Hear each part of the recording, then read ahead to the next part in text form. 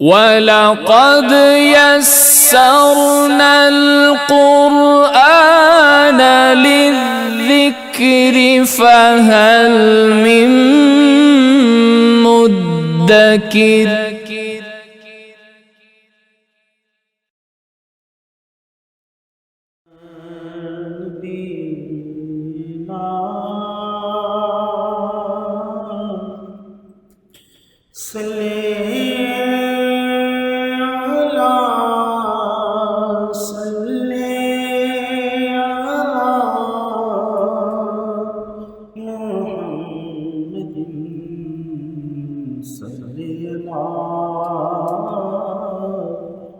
شفیعنا صلی علی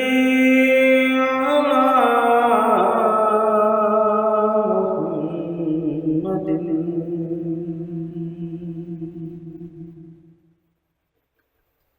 مدینے سے بلاوا آ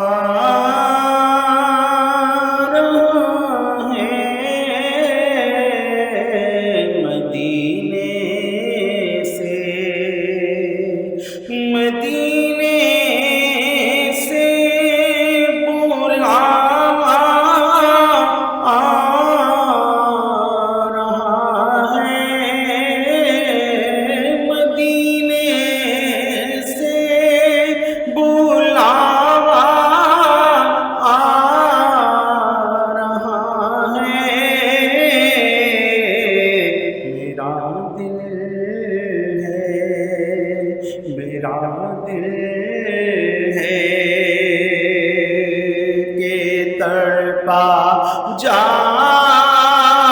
رہا ہے میرا دل ہے کہ مچلا جا رہا ہے میرا دل ہے میرا دل مجھے سے پہلے جا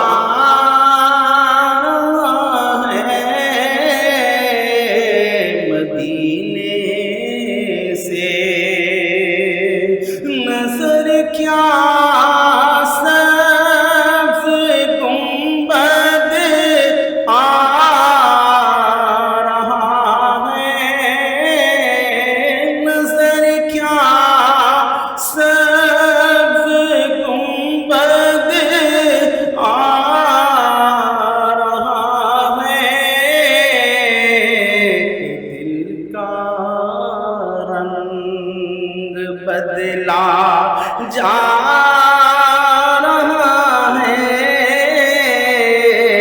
کہ دل کا رنگ بدلا جا رہا ہے مدینے سے بلاوا آ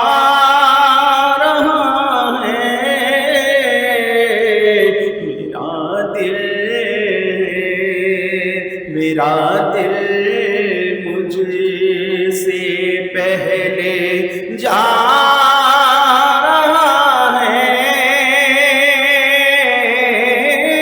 زنق سے میں نبی کی قافلوں سے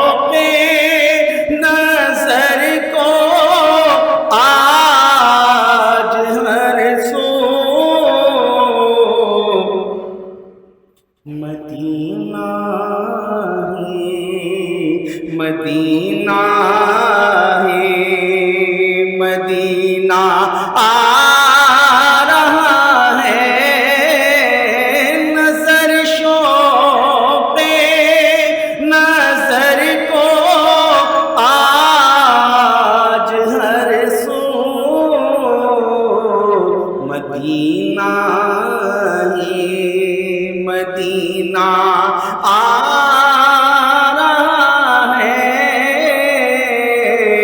مدینے سے بلاوا تعالی اللہ مدینے کا تصور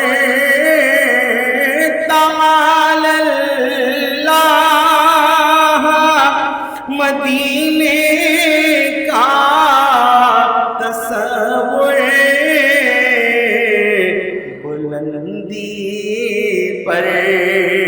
بلندی پر ستارہ آ رہا ہے مدینے سے بلاوا آ رہا ہے اس کی چشم کا کعبہ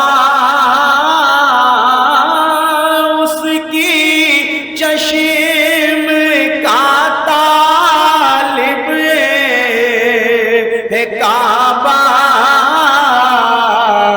مدینہ دیکھ کر جو آ رہا ہے مدینہ دیکھ کر جو آ رہا ہے میرا دل بھی تو اپنے ساتھ لے جا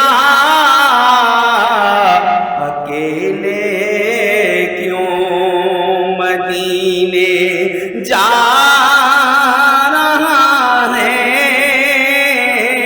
سنبھل کر اے دل محمود اپنا آقا کا سنبھل کر دل محمود رکھنا سنبھل کر دل محمود رہنا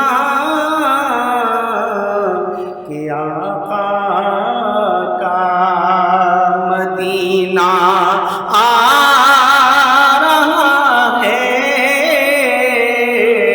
مدینے سے بلاوا آ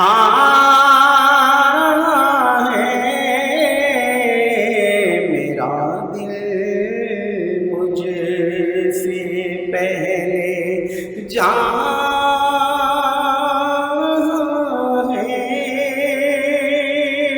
الحمدللہ ثم الحمدللہ عالم اسلام کے ممتاز و محترم عالم دین استاد و علماء جن کا یہ الحمدللہ طریقہ کار ہے کہ جب آپ خطاب فرماتے ہیں تو ایسا لگتا ہے کہ سامنے طالب علم بیٹھے ہیں اور آپ سبق یاد کرا رہے ہیں یہی وجہ ہے کہ یہاں پر آنے والے خطاب سننے والے الحمدللہ آپ سے محبت بھی رکھتے ہیں عقیدت بھی رکھتے ہیں اور آپ کے آنے سے قبل ہی یہاں پر جمع ہو جاتے ہیں اللہ تعالیٰ ہم سب کی عقیدتیں اور محبتیں یوں ہی قائم و دائم رکھے صاحب کا نعروں سے استقبال کیجیے نعرہ تکبیر نعرہ تکبیر نعرہ رسالت نعرہ رسالت نعرہ تحقیق نعرہ غوثیہ علماء اہل سنت والصلاة والسلام على سيد الأنبياء والمرسلين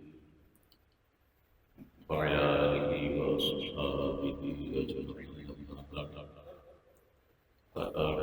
بالله من الشيطان الرجيم بسم الله الرحمن الرحيم قال الله تبارك وتعالى في سورة آل عمران زين للناس حب الشهوات من النساء والبنين والقناطير المقنطرة من الذهب والفضة والخيل المسومة والأنعام والحرث ذلك متاع الحياة الدنيا والله عنده حسن المآب قل أنبئكم بخير من ذلكم للذين اتقوا عند ربهم جنات تجري من تحتها الأنهار خالدين فيها فأزواج مطهرة ورضوان من الله والله بصير بالعباد الذين يقولون ربنا إننا آمنا فاغفر لنا ذنوبنا وقنا عذاب النار الصابرين والصادقين والقانتين والمنفقين والمستغفرين بالأسحار شهد الله أنه لا إله إلا هو والملائكة وأولو العلم قائما بالقسط لا إله إلا هو العزيز الحكيم صدق الله العلي العظيم وصدق رسوله النبي الأمين سورہ آل عمران کی آیت نمبر 14 سے آیت نمبر 18 5 آیات تلاوت کی، جس کا خلاصہ یہ ہے کہ اللہ تعالیٰ نے دنیا کی نعمتوں کے بارے میں ذکر فرمایا اور فرمایا کہ دنیا کا ساز و سامان ہے، اور مزید فرمایا کہ جو اللہ کے پاس ٹھکانہ ہے وہ بہترین ہے۔ تو یہ سارا گنوا کے کہا دنیا کا ساز و سامان ہے، یعنی دنیا کا ساز و سامان ہے تو دنیا بھی عارضی اور اس کا سامان بھی عارضی، اور اللہ کے پاس جو ٹھکانہ ہے وہ بہترین ہے۔ اس کا مطلب یہ ہے کہ وہ پائیداری کے اعتبار سے بھی بہترین ہوگا اور دوام کے اعتبار سے بھی، اور انواع و اقسام کے فوائد کے اعتبار سے بھی بہترین ہوگا۔ جنت کے، آخرت کے انعامات اور دنیا کی نعمتوں کا کوئی تقابل نہیں ہو سکتا۔ اس تذکرے کے بعد اللہ تعالیٰ مزید فرماتا ہے کہ میں تمہیں اس سے بہتر چیز نہ بتاؤں، دنیا کے ساز و سامان سے بہتر۔ پھر متقین کا ذکر فرمایا اور ان کو ملنے والے انعامات کا ایک ایک کر کے ذکر فرمایا، اور پھر اس بات کی ضمانت دی کہ سب کچھ ریکارڈ پر ہے، کچھ بھی تمہارا عمل ضائع نہیں ہوگا۔ اللہ نے اپنی صفت کا ذکر فرمایا۔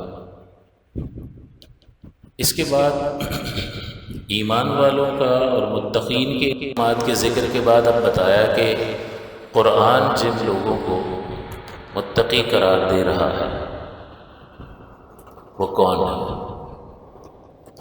تو قرآن کا جو متقی ہے اس کی وضاحت اور مزید تفصیل ذکر کرتے ہوئے اللہ تعالیٰ نے ان کی 8 خوبیاں گنوائیں۔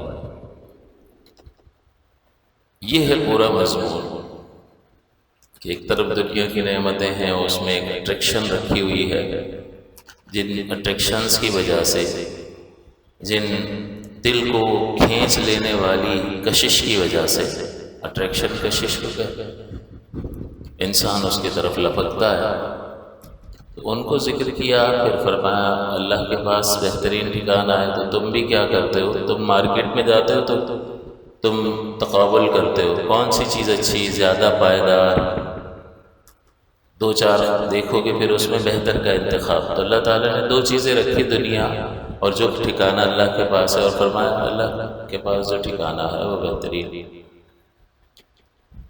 اور پھر اس بہترین ٹھکانے کی مزید وضاحت کرتے ہوئے کہا یہ بھی ملے گا، یہ بھی ملے گا، یہ بھی ملے گا، یہ بھی ملے گا۔ اور پھر کن کو ملے گا؟ متقین کو ملے گا۔ تو پھر متقین کی 8 خوبیاں گنوا دی۔ اب بالکل آسان ہو گیا ہمارے لیے سمجھنا، ہم آخر سے چلیں کہ جو خوبیاں اللہ تعالیٰ نے متقین کی گنوائی ہیں، ایک ایک کر کے انسان اپنا محاسبہ کرے کہ بھئی وہ کمالات میری ذات میں ہیں یا نہیں ہیں۔ اگر ہیں تو اللہ کا شکر ادا کرنا چاہیے، اور پھر اللہ سے مدد طلب کرنی چاہیے کہ یا اللہ اسی حال پر باقی رکھ اور مزید اس میں ترقی اور اضافہ فرما۔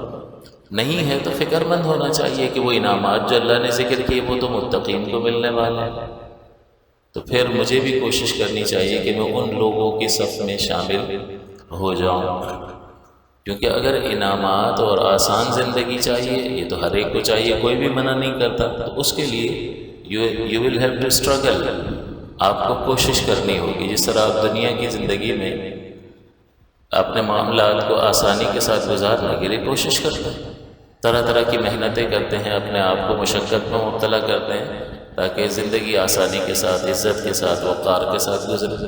اسی طرح آخرت کا معاملہ ہے تو اس کے لیے بھی آپ کو کوشش کرنی ہوگی۔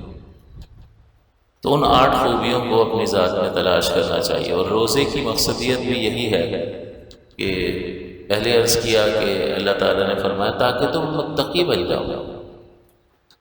تو متقی کون ہے، وہ کیا کیا خوبیاں ہیں جو کسی شخص میں پیدا ہو جائیں تو وہ متقی قرار پاتا ہے۔ تو چنانچہ دنیا کی زندگی، اس کا ساز و سامان، اللہ کے پاس جو کچھ ہے اللہ فرماتا ہے وہ بہتر ہے، اور جب بتا دیا بہتر ہے تو عقل مندی کا تقاضا یہ ہے کہ بہتر کی طرف کوشش کی جائے۔ پھر متقین کو کیا کچھ ملے گا وہ ایک فہرست دے دی، اور پھر متقین کے بارے میں بتا دیا کہ یہ کون لوگ ہیں۔ چنانچہ ارشاد باری تعالیٰ ہے زُيِّنَ لِلنَّاسِ حُبُّ الشَّهَوَاتِ مِنَ النِّسَاءِ، کہ لوگوں کے لیے آراستہ کر دیا گیا، اٹریکٹیو بنا دیا گیا، کس چیز کو؟ حب الشہوات، خواہشات کی محبت کو۔ بڑی خواہشات اس کے اندر پیدا ہوتی ہیں، اللہ نے خواہشات بھی دنیا میں رکھی ہیں، دنیا کا ساز و سامان۔ من النساء یعنی عورتیں، عورتوں کی محبت پیدا کر دی۔ والبنین، اب اس میں اٹریکشن رکھی ہے، انسان اس کی طرف کھینچتا۔ والبنین، اور بیٹوں کی محبت۔ والقناطیر المقنطرۃ من الذهب والفضة، اور سونے چاندی کے ڈھیروں کی محبت، یعنی بہت زیادہ سرمایہ، کیش، بینک بیلنس، اس کی محبت کہ آسانی سے بڑا اس کو ایک اعتماد حاصل ہوتا ہے۔ اگر جیب میں پیسہ ہو نا، بیمار ہوگا تو یہ علاج کرا لوں گا، یہ چیز چاہیے فوراً خرید لو، تو بڑا پر اعتماد نظر آتا ہے۔ والخیل المصومۃ والانعام والحرث، اور نشان زدہ گھوڑے، یہ اس وقت کی بہترین سواریاں تھیں۔ آج کے اعتبار سے آپ دیکھ لو، پجیرو، بڑی بڑی لینڈ کروزر، اور جس کے پاس جو گاڑی ہے وہ خیل المصومہ، نشان زدہ گھوڑے۔ تو خواہشات کی محبت رکھی، یعنی عورتیں، بیٹے، بہت زیادہ بینک بیلنس، سونے چاندی کے ڈھیر کی محبت، اور نشان زدہ گھوڑے یعنی بہترین سواریوں کی محبت۔ ایسے ایسے دیوانے ہوتے ہیں، میں نے دیکھے ہیں کہ گاڑی خریدی ہے نا تو خود ہی دھو رہے، کسی کو ہاتھ نہیں لگانے دیتے۔ ارے بھائی گاڑی تمہارے لیے ہے یا تم گاڑی کے لیے ہو؟ وہ گاڑی آپ نے خریدی ہے اپنے پیسوں کی، تو اس کو استعمال کرو اپنی ذات پر، بجائے اس کے خود دھو رہا ہے سیٹ۔ میں نے دیکھا، آپ نے بھی شاید نوٹ کیا ہو، اس قدر دیوانے ہوتے ہیں کہ لگے ہوئے ہیں، تو تو بڑی اسکریچ نہ لگے کوئی، ٹھیک ہے آپ کی چیز ہے، آپ کو حفاظت کرنی چاہیے، لیکن باہر تو یہ بڑی مرغوب ہوتی ہے. گاڑیاں نکلتی ہوئی دیکھتا ہے تو خواب دیکھ رہا ہوتا ہے. خواب دیکھنا منع بھی نہیں ہے. اللہ تعالیٰ سے گن کے کوئی مانگا جاتا ہے. آپ کے پاس سائیکل ہو، آپ اللہ سے لینڈ کروزر مانگ لو، مانگنے میں کیا ہے؟ اور اللہ عطا بھی کر سکتا ہے، وہ جب چاہے دے دے. اس کے لیے کوئی پابندی تو نہیں ہے کہ اس کو دینا ہے اس کو نہیں دینا، تو مانگنے میں مسئلہ بھی نہیں. تو یہ خیر المسومہ اگر آپ غور کرو گے تو آپ کو بڑا سمجھ آئے گی کہ آدمی چاہتا ہے کہ گاڑی جو ہے نا زبردست ہونی چاہیے. اور لوگوں کو یہ کہتے ہوئے سنا بھائی گاڑی تو آدمی کی شان ہوتی ہے، آپ کی سواری عالی شان ہونی چاہیے، زبردست ہونی چاہیے. تو ایک فطری چیز اللہ تعالیٰ نے انسان کے اندر رکھ دی ہے. سال ہر سال نیا ماڈل آئے گا، پرانی نکال دے گا، 2 4 5 لاکھ نقصان کر کے اگلا ماڈل. ایسے لوگ بھی. تو والخیل المسومہ والانعام والحرث، اور چوپائے اور کھیتی باڑی، یہ اس وقت کی دولت تھی کہ جس کے پاس زیادہ جانور ہوتے تھے وہ زیادہ امیر سمجھا جاتا تھا. آج کے اعتبار سے آپ انڈسٹریز لے لو، بڑے بڑے کارخانے لے لو، بڑے پیمانے پر بزنس لے لو. اور حرث کھیتی باڑی کو کہتے ہیں، وہ آج بھی ہے. آج بھی کھیتی باڑی ہوتی ہے. جانوروں کا بزنس بھی بڑے پیمانے پر آج کا اچھا خاصا جو ہے وہ اب تو وہ فارم ہاؤسز، وہ فارمنگ کرتے ہیں نا، بقرعید میں زبردست اس میں نفع ہوتا ہے. تو وہ لے کے رکھ لیے اور کہیں پل رہے ہیں جانور. اور آپ دیکھو تو کہہ نہ سکو کہ بھئی یہ بھی یہ کرتا ہوگا جانوروں کا کاروبار، لیکن کر رہا ہوتا ہے، پیسہ ہوتا ہے، انویسٹ کرتے ہیں لوگ کرتے ہیں. تو یہ آج بھی ہے. تو ان چیزوں کی طرف انسان کا دل کھنچتا ہے. فرمایا ذالک متاع الحیات الدنیا، یہ دنیا کا سامان ہے، یہ جیتی دنیا کی پونجی ہے. یہ اسی وقت تک تم استعمال کرتے رہو گے جب تک تم یہاں جیتے رہو گے، اور کب تک جیتے رہو گے اس کی کوئی گارنٹی نہیں ہے. تو ان تمام چیزوں کو ذکر فرمایا ہم نے ان چیزوں کو مزین کر دیا ہے، اس میں اٹریکشن رکھی ہے. تو منع نہیں کیا کہ عورتوں کی محبت منع ہے جائز اعتبار سے، اولاد کی محبت منع ہے، نہیں، ایسا کچھ بھی نہیں. یہ اگر آپ کے پاس سرمایہ زیادہ ہو اور اس اعتبار سے کہ بھئی سرمایہ زیادہ ہوگا، ذہنی سکون ہوگا، عزت و وقار کے ساتھ زندگی گزاروں گا، کسی کے ساتھ کسی کے سامنے ہاتھ نہیں پھیلاؤں گا، اولاد بھی عزت و وقار کے ساتھ جو ہے وہ اپنی تعلیم مکمل کرے گی اور اچھے طریقے سے، تو ذہنی سکون اور آسودگی حاصل ہوگی تو عبادت میں دل بھی لگے گا. ورنہ ذہن پریشان ہوگا تو وہ طبیعتیں بہت کمزور ہیں. تو یہ نیت ہے تو اس میں کوئی برائی نہیں، جائز ذریعے سے جائز طریقے سے حاصل کر رہے ہیں، کوئی مسئلہ نہیں ہے. آپ کے پاس ڈھیروں پیسہ جمع ہو جائے، لیکن اللہ نے مال میں جو حقوق رکھے ہیں ان کا پورا کرنا ضروری ہے. یہ اللہ تعالیٰ کی ذات پاک سے غفلت کا سبب کہیں نہ بن جائے، اس پر ضرور چیک اینڈ بیلنس رکھنا ہے. ورنہ مال حضرت عثمان غنی کے پاس کتنا زیادہ تھا، وہ ان کے لیے اللہ تعالیٰ کی رضا کا باعث بنا. حضرت عبد الرحمن بن عوف یہ عشرہ مبشرہ میں سے ہیں، ان 10 صحابہ میں جنہیں حضور علیہ السلام نے زندگی میں جنت کی بشارت ارشاد فرمائی. وہ بھی بڑے مالدار صحابی ہیں. تو مال کا ہونا برا نہیں ہے، اور اللہ تعالیٰ جو زکوٰۃ ادا کرتے ہیں ان کی تعریف کرتا ہے. تو زکوٰۃ کون دے گا؟ پہلے مال ہوگا تبھی تو زکوٰۃ دے گا. تو مال کا جمع کرنا برا نہیں ہے، اس کی طرف میلان قلب کا ہونا یہ فطری بات ہے، انسان کی طبیعت میں رکھا ہے. لیکن اصل یہ ہے کہ اس کو بنیاد بناتے اتنا انہماک ہو جائے کہ اللہ ہی کی ذات پاک سے غافل ہو جائے اور شریعت ہی سے غافل ہو جائے، حلال و حرام کی تمیز ہی ختم ہو جائے، حرص اور ہوس جو ہے وہ حد درجہ بڑھ جائے. اور اب مال ہونا چاہیے، چاہے ذریعہ درست ہو یا غلط ہو، تو یہ غلط رویہ ہے. اسی طرح اللہ تعالیٰ کی عبادات ضائع ہو رہی ہوں اور دکان پہ بیٹھا ہوا، تو پھر یہ ایسی چیزیں ہیں کہ اللہ تعالیٰ نے ایک اور مقام پر فرمایا کہ لا تلہکم اموالکم ولا اولادکم عن ذکر اللہ، کہ کہیں تمہیں تمہارا مال اور تمہاری اولاد اللہ کے ذکر سے غافل نہ کر دے. تو ہوشیار رہنے کی ضرورت ہے کہ یہ چیزیں اللہ تعالیٰ کی یاد سے غافل کرنے کا باعث نہ بنے، اس کے فرائض سے صرف نظر اور فرائض میں کوتاہی کا باعث نہ بنے.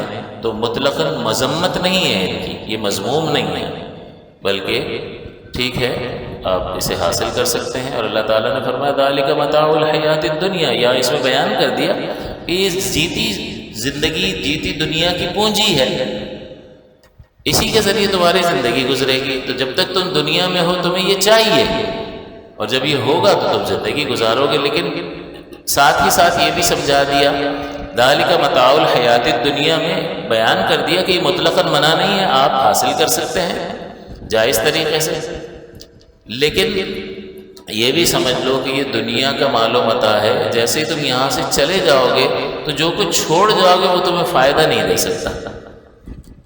فائدہ تمہیں کون سی چیز دے گی؟ جو تم نے آگے کے لیے بھیج دیا۔ فائدہ کون سی چیز دے گی؟ چاہے وہ مالی صدقات ہوں یا بدنی عبادات ہوں جو تم نے آگے کے لیے بھیج دی ہیں۔ تو یہ نیکیاں جو ہیں وہ آگے کا سرمایہ ہیں، اور یہ وہاں کام آئیں گی۔ یہ مال تمہارے ساتھ نہیں چلا جائے گا، تمہاری قبر میں تمہارا مال اتار نہیں دیا جائے گا، اور اگر اتار بھی دیا جائے، جیسے فراعین مصر جو ہیں، مصر کے جو بادشاہ ہوتے تھے ان کو فرعون کہا جاتا تھا، جو بھی بادشاہ بن جاتا تھا اس کو فرعون کا نام دیا جاتا تھا، ان کا ایکچوئل اصل نام کچھ اور ہوتا تھا، اور جب وہ بادشاہ بنتے تھے تو ان کو فرعون کہا جاتا تھا۔ اس لیے بہت جتنے بھی بادشاہ بنے تو فرعون کی جمع فراعین، تو فراعین مصر جو ہے وہ بڑے بڑے احرام مصر جو آپ نے سنے ہوں گے، اس میں وہ ممیاں رکھی ہوتی تھی بادشاہوں کی، تو بڑے ہیرے جواہرات سونے کے ڈھیر وغیرہ وہ بھی اندر رکھ دیتے تھے، تو رکھ دیے تو اس سے کیا فائدہ حاصل ہو؟ کچھ بھی، وہ تو مال کو ضائع کرنے کے مترادف ہے۔ تو یہ اللہ تعالیٰ فرما رہا ہے کہ یہ یہیں چھوڑ جائے گا، لہٰذا اس کے ساتھ اتنا ہی دل لگاؤ جتنی ضرورت ہے، اور یہ تمہیں غافل نہ کرنے پائے۔ زیادہ حاصل کرنے کے لیے کوشش کرنا برا نہیں ہے۔ اب اللہ تعالیٰ فرما رہا ہے واللہ عنده حسن المآب، اور اللہ ہے اس ہی کے پاس بہترین ٹھکانہ۔ تو اب جسے اللہ تعالیٰ کی ذات پاک پہ یقین کامل ہوگا کہ اللہ فرما رہا ہے، آپ دو چیزوں میں تقابل کرتے ہیں، کون سا اچھا ہے کون سا خریدوں، تو کس سے پوچھتے ہو؟ آپ کو تجربہ ہوتا ہے، آپ کو سمجھ بوجھ ہوتی ہے تو آپ خود فیصلہ کرتے ہیں، نہیں ہوتی ہے تو کسی یار مجھے ذرا سمجھ نہیں ہے تو ساتھ چل ذرا بازار، چل موبائل لے کر آتے ہیں، کمپیوٹر خریدنا ہے، فلاں چیز لینی۔ آپ کسی سمجھدار آدمی کو جو اس چیز کی سمجھ بوجھ رکھتا ہے اس کو آپ لے کر جاتے ہیں، اور اس کے مشورے کے مطابق آپ عمل کرتے ہیں۔ اب یہاں اللہ تعالیٰ فرما رہا ہے کہ ہم نے ان دنیا کی چیزوں میں کشش رکھی ہے، اور یہ دنیا کا ساز و سامان ہے، لیکن اللہ کے پاس جو ہے وہ بہترین ٹھکانہ ہے۔ تو بتاؤ اللہ سے زیادہ کوئی جاننے والا ہے؟ اس ہی نے بنایا ہے، اور اس ہی نے ان چیزوں میں فوائد رکھے ہیں۔ دنیا بھی اسی کی بنائی ہوئی، اور اس میں بھی جو کچھ رکھا ہے وہ بھی اسی نے، اور اس میں فوائد بھی اسی نے رکھے ہیں، اور آخرت کے انعامات بھی اس نے رکھے ہیں، اور وہی پیدا کرنے والا بتا رہا ہے واللہ عنده حسن المآب، کہ اللہ کے پاس بہترین ٹھکانہ ہے۔ تو اب اگر کوئی شخص اللہ تعالیٰ کی اس قول پر یقین کامل رکھتا ہوگا تو اسے زکوٰۃ ادا کرنا مشکل نہیں ہوگا، اس سے مالی عبادات اور مالی حقوق ادا کرنا مشکل نہیں ہوگا، بلکہ نبی کریم نے یہاں تک فرمایا کہ لوگوں کے مالوں میں زکوٰۃ کے علاوہ بھی غریبوں کا حق ہوتا ہے۔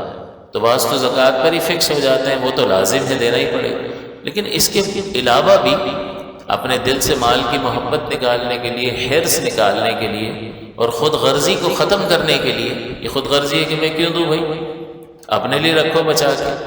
تو جب زیادہ انسان لوگوں پر خرچ کرتا ہے تو یہ خود غرضی کی صفت، جو ایک بری صفت ہے، وہ انسان کے دل سے نکل جاتا ہے۔ تو اگر وہ حقوق ادا کر رہا ہے تو اس کا مطلب یہ ہے کہ اللہ تبارک و تعالیٰ کی ذات پاک پر، اس کے کلام پر اس کو یقین کامل ہے۔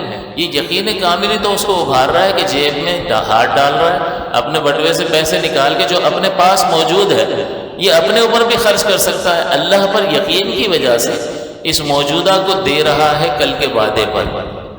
تو کل کے وعدے پر کون دے سکتا ہے؟ کہ جس کو اس وعدہ کرنے والے پر کامل یقین ہو۔ تو اب جو زکوٰۃیں ادا کر رہا ہے، اس کے علاوہ بھی مالی صدقات کر رہا ہے یا دیگر نیکی کے کام کر رہا ہے جو بدنی عبادات ہے، یہ اللہ تعالیٰ کی ذات پر اس کے یقین کی ظاہری علامت قرار پاتا ہے کہ یہاں کچھ ہے، اللہ پر یقین کامل ہے، تو اسی لیے وہ خارج میں عمل کرتا ہوا دکھائی دیتا۔ پھر اس کو اللہ تبارک و تعالیٰ کی صفات کاملہ کا یقین ہے کہ وہ دیکھ رہا ہے، وہ سن رہا ہے، وہ علم رکھتا ہے، اسے قدرت ہے۔ تو جب یہ چیزیں انسان کے قلب اور ذہن پر غالب ہوں تو پھر انسان جو ہے اللہ کی فرما برداری کرتا ہوا دکھائی دے گا، پھر نافرمانی نہیں کرے گا کہ اللہ دیکھ رہا ہے، کہیں بند کمرے میں بھی کچھ کروں گا، وہ تو دیکھ رہا ہے، وہ تو سن رہا ہے، اور وہ باریک سے باریک آواز کو سنتا ہے، لہذا زبان سوال کے بات کرنا، کیونکہ وہ تو سنتا ہے اور وہ حساب لینے کی قدرت بھی رکھتا ہے۔ ایسا نہیں ہے کہ سن تو رہا ہے، دیکھ تو رہا ہے، لیکن پکڑ نہیں سکتا۔ وہ ڈھیل دے رہا ہے، اس کا مطلب یہ مت سمجھو کہ وہ پکڑ نہیں سکتا، کیونکہ اگر وہ ڈھیل دے رہا ہے، پولیس والا اس لیے ڈھیل نہیں دے سکتا کہ اس کو فوراً پکڑنے کا حکم ہے، وہ پابند ہے کسی کا، اور دوسرا یہ کہ مجرم اگر ابھی ہاتھ سے آنکھوں سے اوجھل ہوا تو گیا، یہ پھر ہاتھ میں نہیں آنے والا، آ گیا تو آ گیا، نہیں آیا تو یہ اور نقصان پہنچائے گا لوگوں کو۔ لیکن بتاؤ اللہ کی سلطنت سے کوئی باہر نکل سکتا؟ تو اس کا ڈھیل دینا بالکل بجا ہے کہ وہ ڈھیل دے رہا ہے، تو جاؤ گے کہاں؟ یا معشر الجن والانس، سورہ رحمان میں فرمایا اے گروہ جن و انس ان استطعتم، اگر تم میں طاقت ہے، ان تنفذوا من اقطار السماوات والارض، کہ تم زمین اور آسمان کی اس قید سے نکل سکتے ہو، فانفذوا، تو نکل جاؤ۔ بعض نے ترجمہ کیا کہ نکل کے دکھا تو نہیں نکل سکو گے، لیکن اعلیٰ حضرت امام اہل سنت نے فرمایا کہ نکل جاؤ، آلات ایجاد کر لو، سیارے بڑے بڑے جو ہے نا راکٹ بنا لو، بیٹھ جاؤ اس میں، نکل جاؤ۔ لا تنفذون الا بسلطان، تم جہاں بھی جاؤ گے وہیں سلطان کی حکومت ہے، تم باہر نہیں نکل سکتے۔ تو پھر ڈھیل دینا اس کا بنتا ہے۔ جیسے ایک چیونٹی آپ کے سامنے ٹیبل پر میز پر چل رہی ہو نا، تو آپ اس کو پکڑنا چاہتے ہو تو آپ جانے دے رہے، کوئی کہتا ہے پکڑ پکڑ پکڑ، کہاں جائے گی؟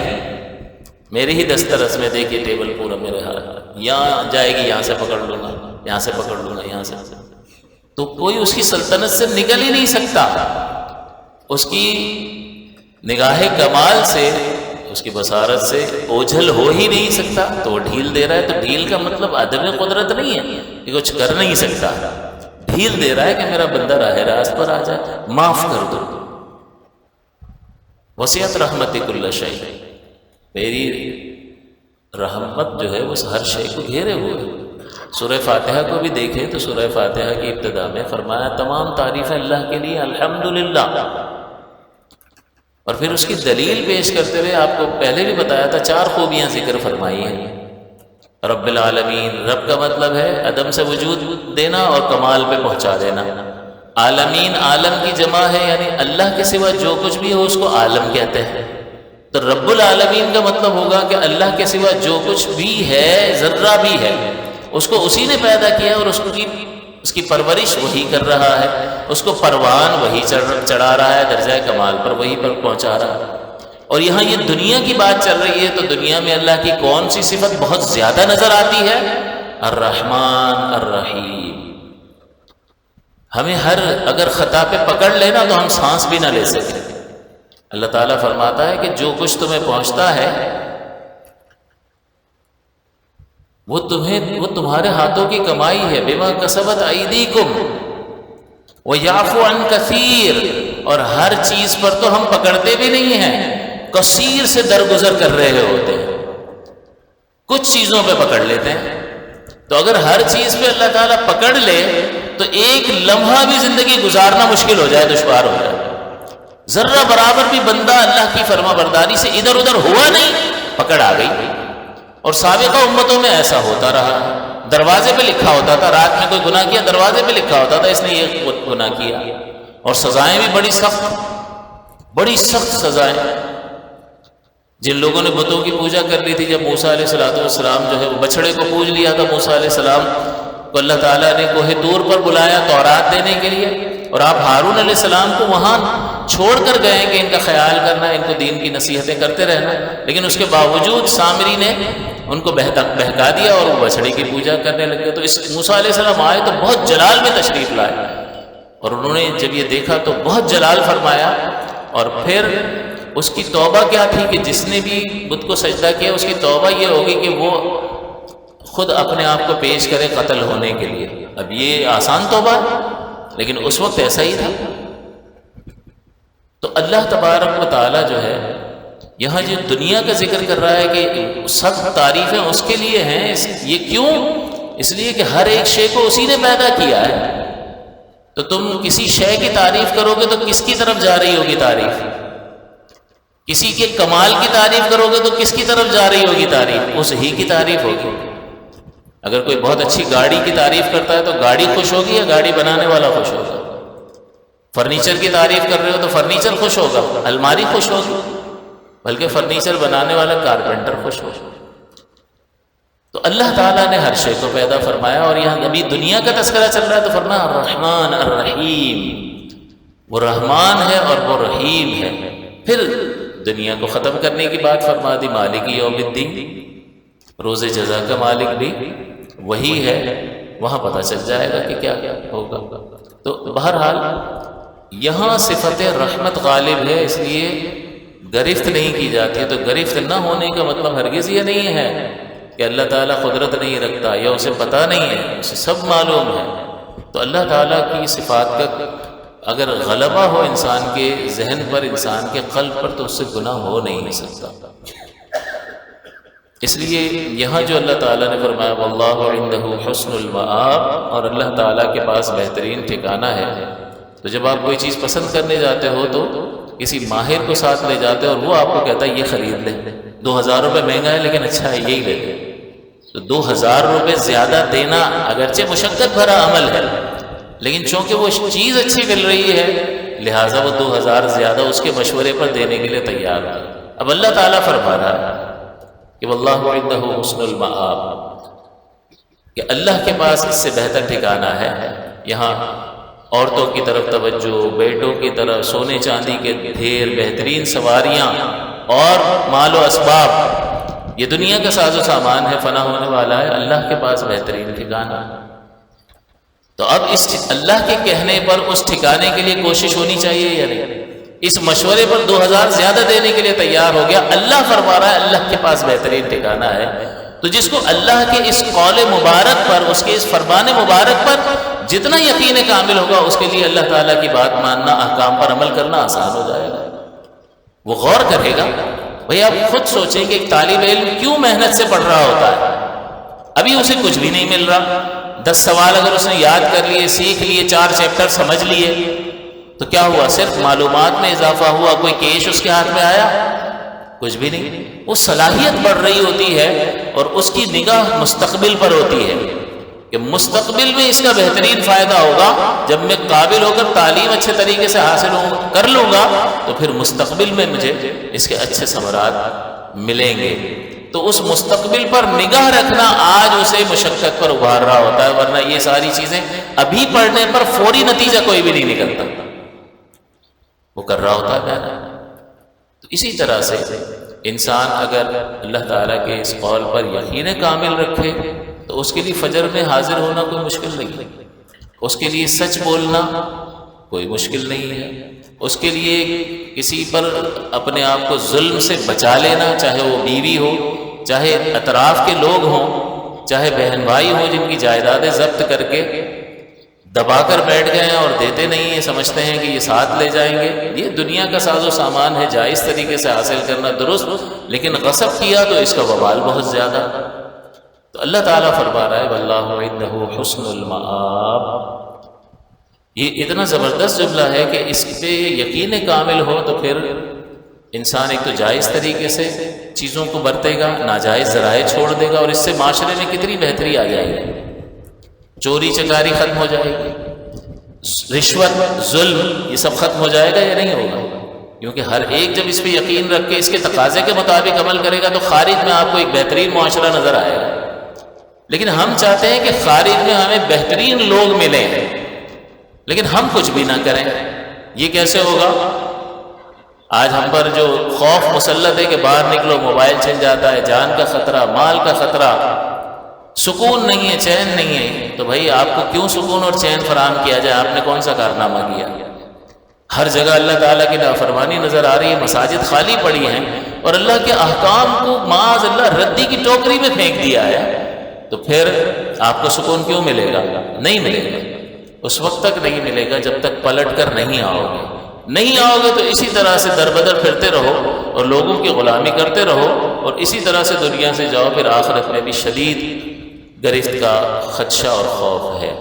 تو آدمی کہتا ہے یار میں اگر بدل بھی جاؤں تو کیا ہوگا؟ ایک آدمی سے کیا ہوتا؟ ایک آدمی سے بہت کچھ ہوتا۔ کم سے کم آپ اپنے شر سے لوگوں کو محفوظ بچا لیں گے، لوگوں کو تکلیف سے بچا لیں گے۔ اگر آپ یہ تہیہ کر لیں گے میں جھوٹ نہیں بولوں گا، میں ظلم نہیں کروں گا، میں رشوت نہیں لوں گا، اگر مجھے موقع ملے گا تو میں اپنے منصب کو غلط استعمال نہیں کروں گا، تو کم سے کم اپنی حد تک تو لوگوں کو نقصان سے بچا لو گے یا نہیں بچاؤ گے؟ تو بس آپ سے آپ کے متعلق سوال کیا جائے گا، کسی اور سے متعلق تو سوال نہیں کیا جائے گا۔ بہت فرق پڑتا۔ اگر اس طرح سے ایک ایک فرد سوچنا شروع کر دے پورا معاشرہ تبدیل ہو کر کے رہ جاتا۔ تو یہاں اللہ تعالیٰ نے یہ بیان فرمایا، مزید اس کو اور واضح کرتے ہوئے فرمایا قُلْ أَنَبِّئُكُمْ بِخَيْرٍ مِّن ذَلِكُمْ، اے نبی کریم صلی اللہ علیہ وسلم آپ ان سے کہہ دیں کہ میں تمہیں اس سے بہتر چیز نہ بتاؤں؟ دنیا کی چیزیں ساری گنوا دی، کہا یہ دنیا کا سامان ہے عارضی، اللہ کے پاس بہترین ٹھکانہ، اب وہ بہترین ٹھکانے کی اور تفصیل ہو رہی ہے۔ اے نبی ان سے کہہ دیجئے صلی اللہ علیہ وسلم میں اس سے بہتر نہ بتا دوں؟ جب آپ کو کوئی چیز پسند نہیں آ رہی ہوتی ہے دکان پہ، یار کوئی اچھی چیز دکھاؤ نا، اور جب وہ دکھا دیتا ہے اور آپ کسی چیز کو پسند کرنے لگ جاتے ہو یا نہیں کر رہے ہوتے ہو، ملا جلا رجحان ہوتا ہے، اب میں آپ کو ایک زبردست چیز دکھاتا ہوں، وہ تو پسند آئے گی آئے گی۔ آدمی صرف اتنی بات سے ہی جو ہے ایک اٹریکشن پیدا ہو جاتی ہے کہ ہاں ہاں دکھاؤ دکھاؤ دکھاؤ۔ تو یہ ایک نفسیاتی اثر ہوتا ہے، نفسیاتی طریقہ کار ہوتا ہے بات شروع کرنے کا۔ ایک بات بتاؤں تیرے فائدے کی ہے، اب اتنا کہہ کر میں خاموش ہو جاؤں نا تو سننے والا کہ ہاں ہاں بتاؤ بتاؤ بتاؤ، کچھ بھی نہیں، میں تو مذاق کر رہا تھا۔ لیکن جب آپ یہ کہیں گے تو وہ ابھار دے گا یا نہیں ابھارے گا؟ تو حضور نے بھی کئی مرتبہ میں تمہیں جنت کا راستہ نہ دکھا دوں؟ جی حضور بتائیں بتائیں، ایک شوق پیدا کر دیا، پھر گنوا دیا حضور نے یہ کام کرو۔ تو اللہ تعالیٰ اسی اسلوب کو اختیار کر کے یہاں فرما رہا ہے، اے نبی صلی اللہ علیہ وسلم ان سے کہیں اُنَبِّئُكُمْ بِخَيْرٍ مِّن ذَلِكَ، اس سے بہتر نہ بتاؤں؟ شوق پیدا کرنے کے لیے وہ کیا ہے؟ لِلَّذِينَ اتَّقَوْا، ان لوگوں کے لیے جو متقین ہیں، پرہیزگار ہیں، کیا ہے؟ عند ربہم جنات، ان کے رب کے پاس باغات ہیں، جنتیں ہیں جو ان کی ہر ضرورت پوری کر دے گی۔ باغ سے کیا ہوتا ہے؟ خوراک کی ضرورت پوری ہوتی ہے، ہو جاتی ہے، اچھا موسم ملے گا، عمل تنفس، صحت بھی اچھی رہے گی، خوراک کی ضرورت پوری کر دے گی۔ اور اس کے بنائے ہوئے باغات کے ایک لقمہ لو تو 100 ذائقے، وہاں کی لذتوں کا کوئی احساس کر نہیں سکتا۔ حضور نے فرمایا وہاں کے انعامات ایسے ہیں کہ جس کا خیال بھی کسی کے دل پر نہیں گزرا۔ اب امیجن کر لو، سوچ لو، امیجنیشن میں آدمی کہاں تک پہنچ جاتا ہے، آسمانوں کی سیر کر کے آ جاتا ہے۔ تم تصوراتی دنیا میں چلے جاؤ، پھر بھی تم کسی جنت کی نعمت کا تصور کے قریب تک نہیں پہنچ سکو گے، نہیں آئے گا تمہارے ذہن۔ تو یہاں فرمایا کہ متقین کے لیے باغات ہیں، تجری من تحتها الانہار، جس کے نیچے سے نہریں جاری ہیں، پانی تمہارے گھر پہ ہی پہنچ جائے گا، کوئی بل بھی نہیں آئے گا۔ اور وہ نہریں کون سی ہوں گی؟ شہد کی نہریں، دودھ کی نہریں، پاکیزہ شراب کی نہریں جو نشہ نہیں لائیں گی، اور بہترین ستھرا میٹھا پانی، جس نہر سے چاہو بھر لو، تمہارے گھر کے نیچے سے ہی گزرے گی۔ لَكُمْ فِيهَا مَا تَشْتَهِي أَنفُسُكُمْ، تمہارے لیے وہ سب کچھ ہوگا جس کا تمہارا نفس خواہش کرے گا۔ لیکن انسان کی دوڑ کتنی، اس کا اتنا سا تجربہ، اس کا اتنا سا مشاہدہ، اس کا اتنا سا ذہن، وہ اپنے ذہن سے سوچ سوچ کے مانگے گا مانگے گا مانگے گا، کتنا مانگ لے گا؟ تو اللہ تعالیٰ نے فرمایا جو چاہو گے ملے گا، لیکن تمہاری چاہت لمیٹڈ ہے، اب ہم دیں گے۔ وَلَكُمْ فِيهَا مَا تَدَّعُونَ، اور ہم وہ دیں گے جس کا تم سے وعدہ کیا گیا تھا، اور وہ ہوگا کہ جس کا تم تصور بھی نہیں کر سکتے۔ یہ جنت کے خوبیاں اور واقعات اگر ہم گھروں میں بیان کریں تو کیا اس سے قلب پر اثر پیدا نہیں ہوگا؟ ہم گھر میں جہنم کا تذکرہ کریں تو کیا خوف خدا پیدا نہیں ہوگا؟ لیکن ہمارے گھروں میں کب یہ تذکرے ہوتے ہیں؟ ہے ہی نہیں، کوئی اہتمام ہی نہیں۔ تو اگر یہ اہتمام نہیں ہوگا تو تربیت بھی نہیں ہو سکتی ہے۔ اللہ تعالیٰ قرآن عظیم میں جا بجا ان چیزوں کا تذکرہ کیوں فرما رہا ہے؟ تاکہ ایک شوق پیدا ہو اور اس چیز کو حاصل کرنے کے لیے انسان میں رغبت پیدا ہو، اور یہ رغبت اس کے رب پر اس کے یقین کو بھی ظاہر کرے گی کہ جتنی کوشش زیادہ نظر آئے گی اس کا مطلب ہی یہ ہوگا کہ اس کا اللہ تعالیٰ کی ذات پر یقین بہت کامل ہے، یہاں کچھ ہے تبھی اتنی کوشش کرتا ہوا دکھائی دے رہا۔ تو یہ غذائی ضرورت بھی پوری ہو گئی اور پینے کی ضرورت بھی پوری ہو گئی، اور اللہ تعالیٰ فرماتا خالدین فیہا، ہمیشہ رہو گے اس میں، چھنے گا نہیں۔ آج کسی شخص کو کوئی دولت مل جاتی ہے نا، کوئی سرمایہ، تو دعا کر رہا ہوتا ہے یا اللہ دیا ہوا واپس نہ لینا۔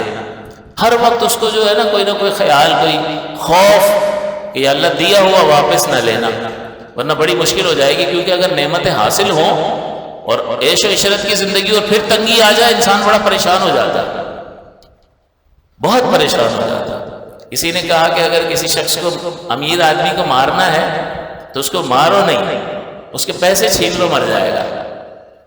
اتنی اٹریکشن ہے اس میں، کیونکہ وہ یہ کہتا ہے کہ بھائی اس میں تو میری بقا ہے۔ بظاہر اللہ نے مال میں یہ طاقت رکھی ہے کہ وہ آپ کی ضرورتیں پوری کر دیتا ہے، یہ طاقت بھی اللہ ہی نے رکھی ہے، لیکن بہرحال رکھی ہے۔ آپ کے پاس جیب میں پیسے ہوں گے، آپ پھل خریدنا چاہو گے خرید لو گے، لباس کوئی اچھا لینا چاہو گے لے لو گے، گھر لے لو گے، گاڑی لے لو گے، دیگر خواہشات، علاج کرانا ہوگا اچھے سے اچھے اسپتال میں چلے جاؤ گے۔ تو بہرحال اس کا اپنا فائدہ تو اپنے مقام پر ہے۔ تو آدمی کہتا ہے یار یہ آیا ہوا ہے نا واپس نہ جائے، یا اللہ تو دیا ہوا واپس نہ لے۔ جھوٹی خبر کسی کو دے دو نا، آپ کے گودام میں آگ لگی، دینا نہیں، جھوٹ ہے، گناہ ہے، لیکن اگر دے دی جائے تو وہ سنتے ہی جو ہے نا اس کا بلڈ پریشر لو ہو جائے گا۔ بچے کے حادثے کی جھوٹی خبر دے دے کوئی فون پر، کیا ہوا میرا بچہ ٹھیک، تو سنے گا نہیں، پورا شروع ہو جائے گا، اس کا ریئیکشن آنا شروع ہو جائے گا۔ پھر اگر سامنے سے کہہ دے ارے مذاق کر رہا ہوں بھائی ریلیکس ہو جاؤ، کہیں مر ہی مت جانا، تو آدمی مر بھی سکتا ہے۔ تو وہ چاہتا ہے کہ یہ نعمت اس کے پاس ہمیشہ رہے۔ اللہ گارنٹی دے رہا ہے یہاں کا چھن جائے گا، خالدین فیہا، ہمیشہ ہمیشہ رہو گے ان باغات میں اور ان نعمتوں میں، شیورٹی کبھی بھی نہیں چھنے گا۔ اور مزید فرمایا وازواج مطہرہ، اور وہاں ان کے لیے پاک بیویاں ہوں گی۔ یہ بھی انسان کا فطری تقاضا ہے، جسمانی تقاضا ہے۔ تو یہ تینوں چیزوں میں، باغات میں، نہروں میں اور پاک ازواج میں، انسان کی فطری اور جسمانی ضرورت کو اللہ تعالیٰ نے پورا فرما دیا، اور فرمایا خالدین فیہا، کبھی چھنے گا بھی نہیں تم سے، بالکل مطمئن ہو جاؤ۔ تو کس پہ بھروسہ کرو گے؟ کوئی انسان کوئی کمزور بھروسہ کر رہا ہو تو اس کو کہیں اپنا ٹھکانہ ہے نہیں اور گارنٹیاں دے رہا ہے، لیکن خالق کائنات کے بارے میں کیا خیال ہے؟ کتنی عظمتوں کا مالک ہے، کتنا جلیل القدر ہے، کتنا عظیم ہے۔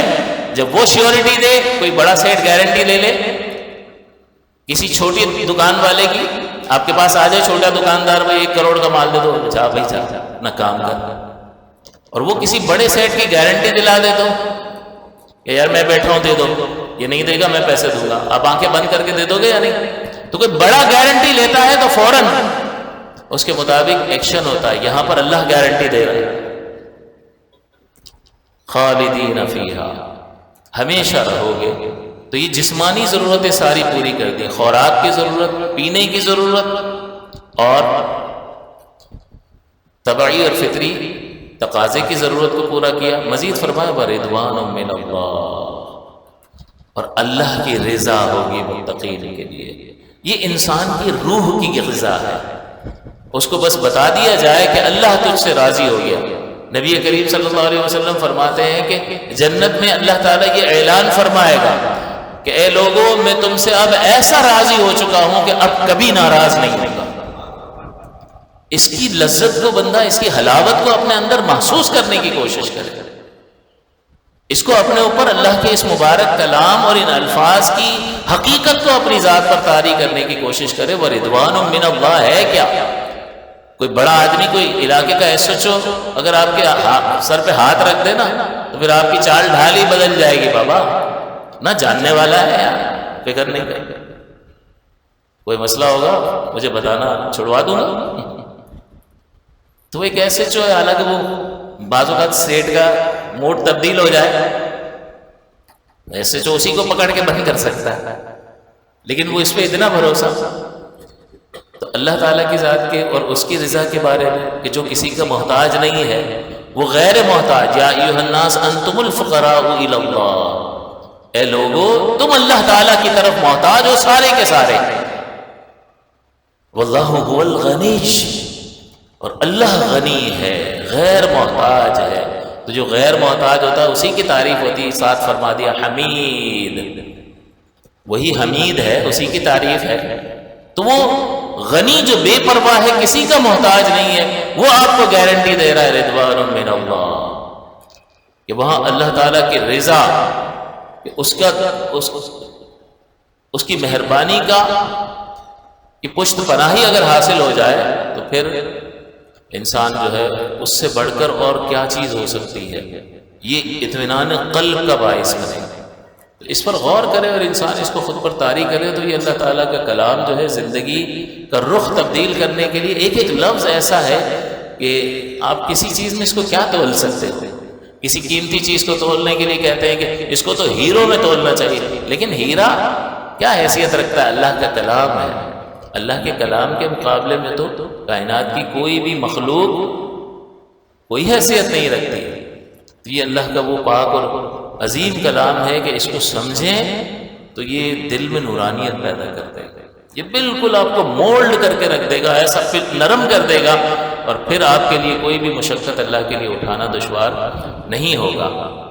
اب یہاں اتنے انعامات متقین کے لیے ذکر فرما دیے. بندہ کہتا ہے یہ اور ریکارڈ ہوگا ہر چیز کا، میں نے اپنی محنت سے کمائے تھے پیسے، یہاں خرچ کیے تھے، اس وقت میں بڑا تھکا ہوا تھا، لیکن اذان کی آواز آئی، میں نے اللہ کے لیے نماز پڑھی، کسی سے میں بدلہ لے سکتا تھا، طاقت بھی تھی، لیکن میں نے نبی کریم کا فرمان سنا کہ معاف کر دینا بہتر ہے، میں نے اللہ کے لیے اس کو معاف کر دیا تھا.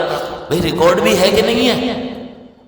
یہ نعمتیں تو اس وقت ملیں گی نا جب ریکارڈ ہو کہ بندے تو نے یہ کام کیا ہے، یہ لو اس کا بدلہ. اب اللہ تعالیٰ فرما رہا ہے واللہ بصیر بالعباد، اللہ اپنے بندے کو دیکھ رہا ہے. تو تم پریشان نہ ہو، تم بھول جاؤ گے عمل کر کے، وہ بھولنے سے مبرہ اور منزہ ہے. بصیر صفت مشبہ کا صیغہ ہے، اور صفت مشبہ اس صفت کو کہتے ہیں جو موصوف سے کبھی بھی جدا نہیں ہوتی ہے. اگر آپ کسی کو ناصر کہیں گے تو ناصر نصر سے نکلا، اس کا مطلب ہوتا ہے مدد کرنا. کسی کو اگر ناصر کہیں گے تو ناصر کا مطلب مدد کرنے والا، تو جتنی دیر وہ مدد کر رہا ہوگا اس وقت تک اس کو ناصر کہیں گے. دو بندے مدد کر رہے ہوں گے، ایک کم کر رہا ہے، ایک بہت زیادہ مدد کر رہا ہے، تو جو کم مدد کر رہا ہے اس کو کہیں گے ناصر، اور جو زیادہ مدد کر رہا ہے اس کو کہیں گے انصر.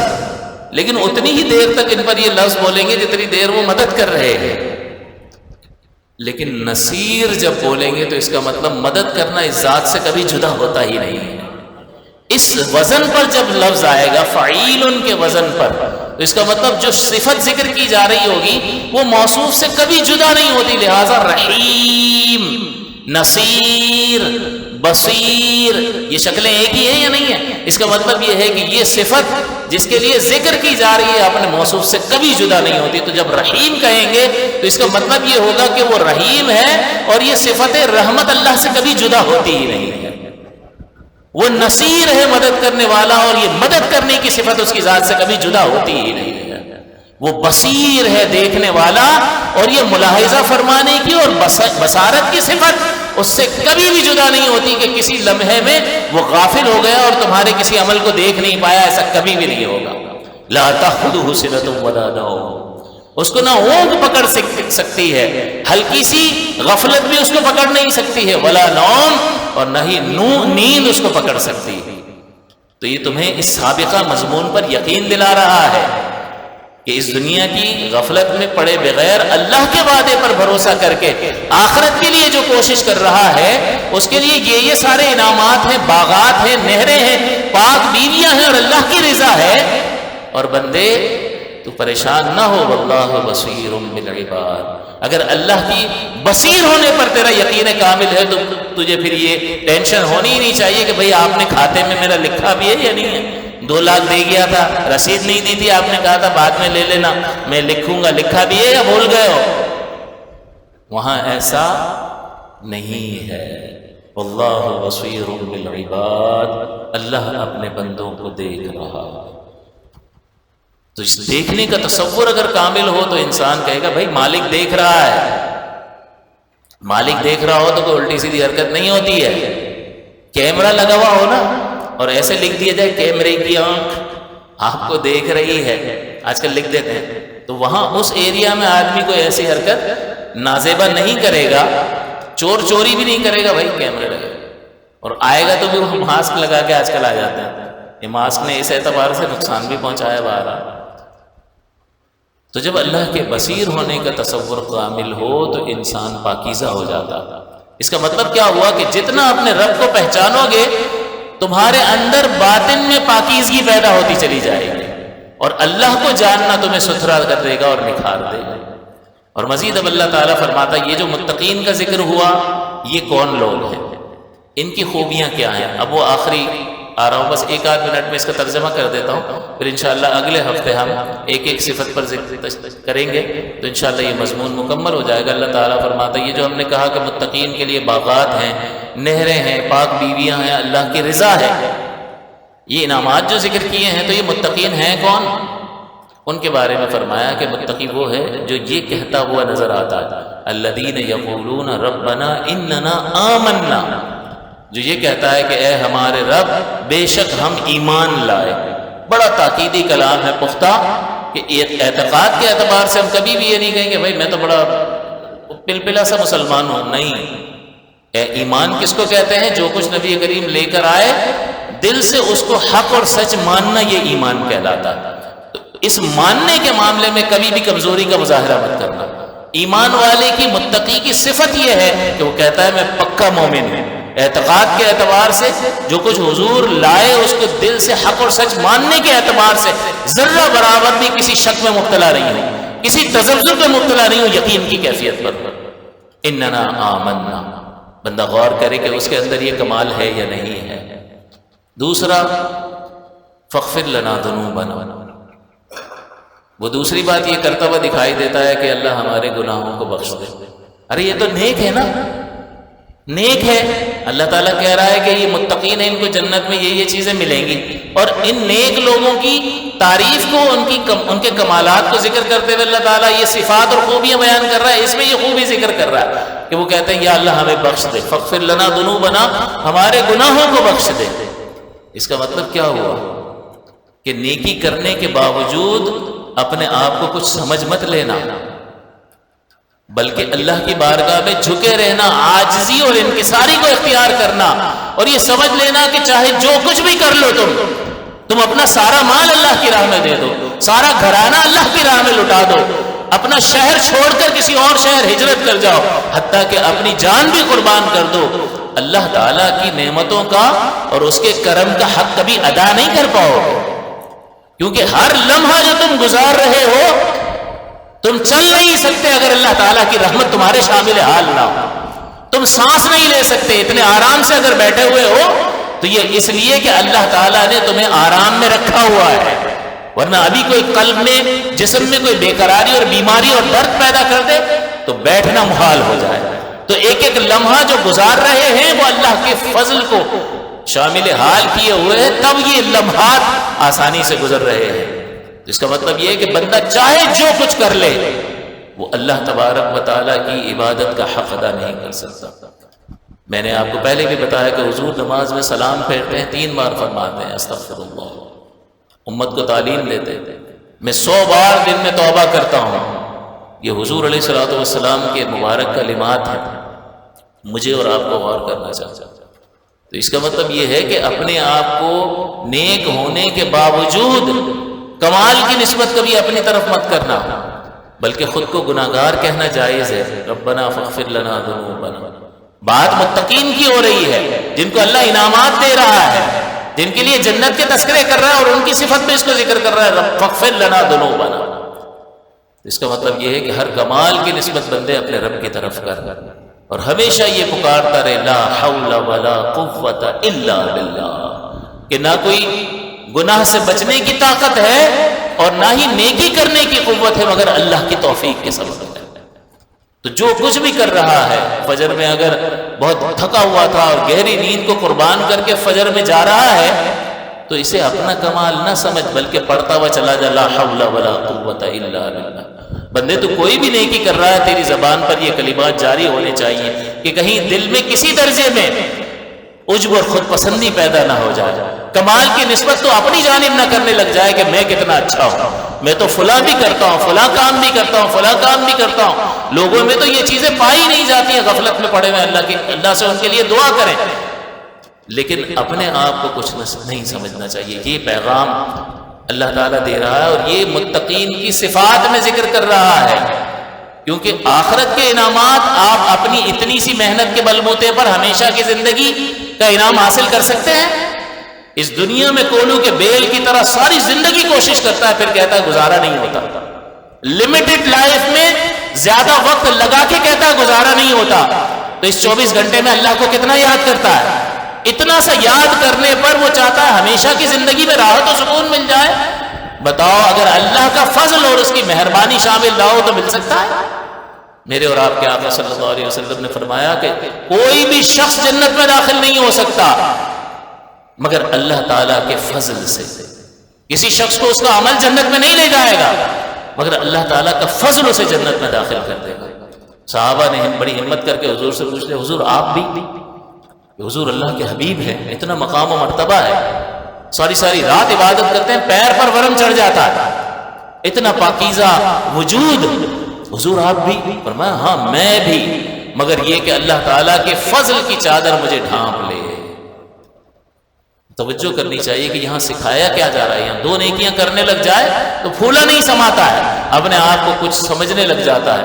تو اگر یہ چیز دل میں ہے، اگر یہ چیز دل میں ہے کہ میری نیکی کسی کو پتہ چل جائے، یہ خواہش دل میں ہے، تو اس کا مطلب یہ ہے کہ پتہ چلے گا تو کیا ہوگا؟ یار کتنا اچھا آدمی ہے، تعریف کریں گے تو کمال کی نسبت تیری طرف کریں گے. کمال کی نسبت تیری طرف کرنے کی خواہش ہی عجب و خود پسندی، اور یہ پسندیدہ نہیں ہے. کمال کی نسبت تو رب کریم کی طرف ہونی چاہیے. اور اس کا اعلیٰ ترین درجہ اکثر بتایا ہے کہ کب ظاہر ہوتا ہے، یہ اس وقت ظاہر ہوتا ہے کہ جب بندے پر کوئی مصیبت آتی ہے تو کہتا ہے یار ہم نے تو کسی کا کچھ بگاڑا بھی نہیں ہے، نماز بھی پڑھتا ہوں، زکوٰۃ بھی دیتا ہوں، پھر بھی ہم پر یہ مصیبت کیوں آ رہی ہے؟ اچھا آپ بہت اچھے ہو اس کا مطلب، اور کمال کی نسبت اپنی طرف کر رہے ہو. تو کیا آپ نے عمل کیا تو اللہ پر احسان کیا ہے؟ اللہ تعالیٰ تو فرماتا ہے من عمل صالحا فلنفسه ومن اساء فعليها، کہ جس نے بھلائی کا کام کیا تو اس نے اپنے ہی بھلے کو کیا ہے، اپنا ہی فائدہ کیا ہے. اتنی نعمتیں وہ حاصل کرے گا وہ بھی اللہ کے فضل سے. ومن اساء فعليها، اور جس نے برائی کی تو اس کا وبال بھی اسی پر ہوگا. اس نے اللہ تعالیٰ پر کوئی احسان معاذ اللہ نہیں کیا، کیونکہ اللہ نے جب کائنات کو پیدا نہیں کیا تھا، کسی کو بھی وجود عطا نہیں کیا تھا، تب بھی وہ بزرگ و برتر تھا، بلند و بالا تھا، عظمت والا تھا. آج بھی وہ بزرگ و برتر ہے، بلند و بالا اور عظمت والا ہے.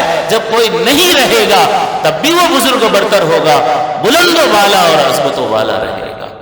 لہٰذا ہمیں توجہ کرنی چاہیے کہ یہ جو خوبیاں اللہ تعالیٰ ذکر فرما رہا ہے، ان خوبیوں کو ہم اپنے آپ کو پیش کریں اور اپنا سختی کے ساتھ کڑا احتساب کریں. کہ بعض اوقات انسان کہتا ہے مجھ میں بھی یہ خوبیاں ہیں، لیکن اس کا کڑا احتساب کیا جائے تو ہزارہ خامیاں نکل آئیں گی. وہ نظر بھی ہونی چاہیے کہ اپنا محاسبہ کر سکے. تو کسی کامل کے پاس بیٹھو، کسی عالم اور مفتی کے پاس بیٹھو، وہ بتائے گا کہ کیا کیا خامیاں ہیں اور پاکیزگی نام کس چیز کا ہے. لہٰذا اللہ تعالیٰ سے دعا کرتے رہنا چاہیے اور کمال کی نسبت فقط اسی ذات کی طرف کرنی چاہیے. مزید جو صفات ہیں وہ 6 مزید خوبیاں ہیں اللہ تعالیٰ نے متقین کی ذکر فرمائی. انشاءاللہ اگلے ہفتے اس کا ذکر کیا جائے گا اور اس کو شرح و بسط کے ساتھ بیان کرنے کی کوشش کی جائے گی. اور یہ تقویٰ کے حصول کا مہینہ ہے کہ روزہ تقویٰ ہی کی طرف لے جاتا ہے، اور تقویٰ کے انعامات کو اللہ نے ذکر کیا اور متقین کی خوبیوں کو ذکر کیا. لہٰذا ان خوبیوں کو جان کر ان خوبیوں کو خود میں پیدا کرنے کی ضرورت ہے۔ اللہ تعالیٰ سے دعا ہے اللہ تعالیٰ آپ کے صدقے مجھے بھی عمل کی توفیق عطا فرمائے۔ آمین وآخر دعوانا الحمد للہ رب العالمین۔